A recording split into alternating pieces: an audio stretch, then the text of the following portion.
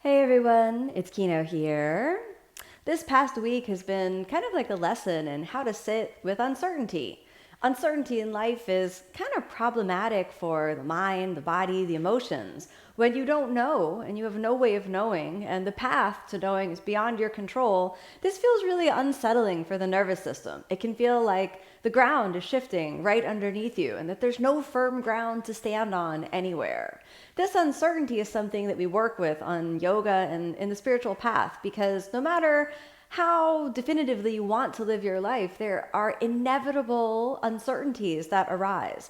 Let's take a look at the yoga practice. Sometimes you don't know why you can't do a yoga posture and you want to know. You want to immediately say, oh, is it that my hip is tight? Is it my shoulder is tight? Is it that there's something wrong with my bones? Is it because they started it I was too old? Or is it something I ate yesterday? We want to know desperately and we want that definitiveness. Why did this happen to me? Why can't I do this asana? Why can't I do this? Why can't I do that? The why we want to know. And this is the quest for certainty. And one of the truths that comes up on the spiritual path is that everything is changing, that uncertainty is actually perhaps the one certain thing about life. You can't always know definitively why things happen, when they happen, or what's going to happen in the future. So the advice that the yoga practice gives you is when discomfort arises, particularly uncertainty, is to sit with your discomfort and just to hold it, to be aware of it, to recognize, I would like to know definitively, but I'm going to sit with this not knowing. And when you step into the space where you allow yourself to not know, then there's a potentiality that opens.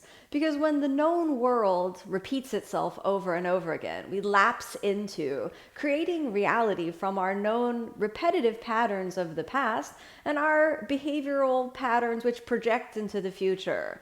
So in this way, the future and the past kind of create a loop or a cycle that seems to recreate. But if you can learn to sit with uncertainty without reacting, without diving down into negativity, to complaint, to attack, if you can just sit with uncertainty, then that opens up the potential for new realities to come into your experience, for new potentialities to happen.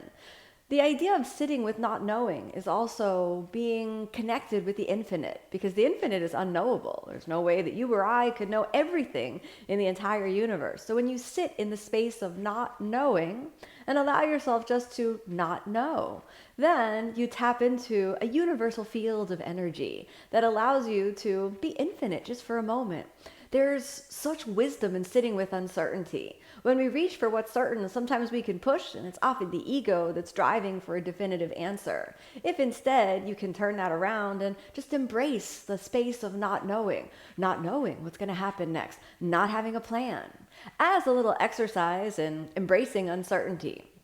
I advise you to take one day in your life that you make no plan and just see what happens moment to moment so you don't know what's going to happen next. You might just find that there's a powerful force of wisdom that's actually guiding. And when you step into alignment with that powerful force of wisdom, then you have the closest thing to certainty that you can, I think, find anyway in this life, which is a deep and unflappable faith in the goodness of life.